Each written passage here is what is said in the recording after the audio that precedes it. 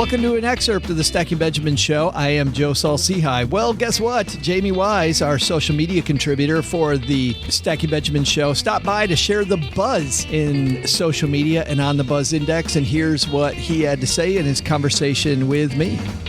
And in our second headline, we're joined again, like we are once every month, by our social media correspondent, Jamie Wise from the Buzz Index, back in the basement. How are you, man? Great to be back in the basement, Joe. I'm good. How are you? I'm fantastic. Sitting here thinking about the holidays, but congratulations on another great month for the Buzz Index. Well, thank you very much. I guess the AI continues to add value, get smarter as it trades, and have an ever-expanding universe of stocks to target as people continue to take up online and talk about their investment portfolios and stocks they like and stocks they don't. Well, we look at the fourth quarter, and I immediately think holiday shopping. I look at the Buzz Index, and I think wherever I swipe my card, you guys are making money. You know what? The payment processors are really all represented in the index. Why do you think? This might be the first time, actually, that all four are in the index at the same time. Yeah, why do you think that is?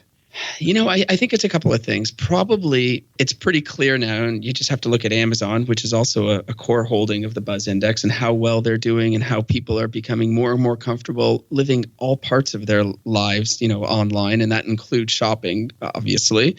And who benefits from that, right? It's the processors. We all, were worried a decade ago, I'm never putting my credit card online. And that sounds scary. And now we all probably have our credit card information stored on dozens of different websites and don't give it a second thought. And of course, who's going to benefit from that? All the processors, right? And whether that's Square, PayPal, Visa, or MasterCard, they've certainly had a strong run, and people are optimistic on the prospects, especially heading into the holiday season. Yeah, well, let's talk about the holiday season. Looking at the Buzz, Jamie, who do you think is going to win out when it comes to retail?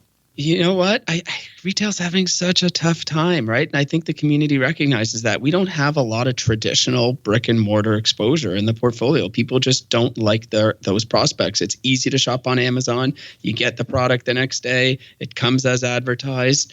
Amazon continues to deliver. They continue to eat everyone's lunch. The stock price is reflecting it. The sentiment is reflecting it. It's one we wouldn't fade. We'd look for that company to continue to win the battle for the consumer. I was surprised by another name in the index. Apparently, there's a bunch of buzz around Snap. I thought Snap was dead. Wow. You know what? The buzz has always been there for Snap, but this is the first time it's ever been positive. Right, that was just, so notable to us when we rebalanced the index in October and saw it make an appearance in the index, because we've been tracking it since the company IPO'd. We've had a lot of people ask us about the name. It's really a polarizing type of stock. As soon as they IPO'd, Facebook came out and tried to basically copy all of their features and put them out of business. And we had always observed sentiment as negative around the stock straight out of the IPO. Even when the stock went up, people were negative. They thought that, their business model, there really wasn't a moat around it that they could protect. And, how could they compete with Facebook? And the stock started reflecting that not too long after the IPO. It sank down. I think in the summertime, it probably bottomed around $12 a share, somewhere around there. But that's when the stock really found a floor. And that's also when sentiment found a floor. And it just sort of slowly started building. And I think, believe it or not, if we can put Snap and value in the same category, people started looking at it as a value stock. They started thinking, okay, hold on a second. Maybe this thing has fallen too far. Maybe it's not going out of business tomorrow. And sentiment started picking up, and notably picking up to the point where it actually came into the index in October. It's going to be really an interesting story to watch. Expectations are so low. It is so polarizing. We put out our index rebalance, and I had immediately a couple of emails in my inbox saying, wait a second, I'm short Snap in my portfolio. Are you sure you got this right?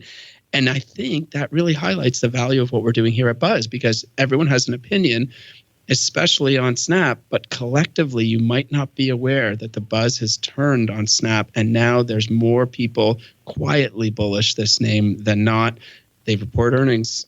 It's going to be very interesting to see what happens with that name. I'm always surprised when I get when I get an email from you guys. By the way, people can go to stackingbenjamins.com/BUZZ and sign up for your newsletter, which comes out. You talk about your rebalancing every month, but then I also get these surprise ones when there's some big news that comes out.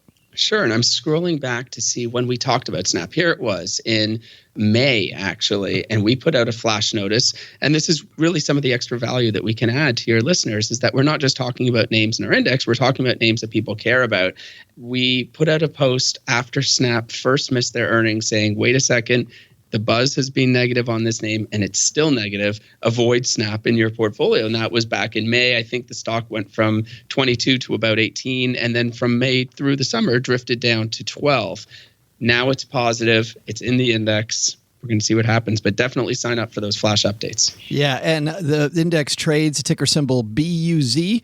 And by the way, as a disclosure, I own the Buzz Index. Doesn't make it right for you, but have to disclose that I'm a buyer, Jamie. So, well, it's just amazing. We're so excited now that we have this technology where we can listen into the conversation. We can finally identify sentiment right down to the stocks level. We don't have to think about proxies for sentiment. We don't have to poll for it anymore. We don't have to look at market indicators. We can actually look stock by stock and just listen to what people are saying. Turns out that those insights can really add some value, as we've seen over the last year and a half for the ETF. Jamie Wise, congratulations on another great month for the Buzz Index, and we'll see you again next month. Yeah, looking forward to it. Thanks, Joe. For more on the Buzz Index, head to stackingbenjamins.com/BUZZ, or to trade the Buzz Index, it trades under ticker symbol BUZ. For the Stacking Benjamin Show, I'm Joe Saul-Sehy.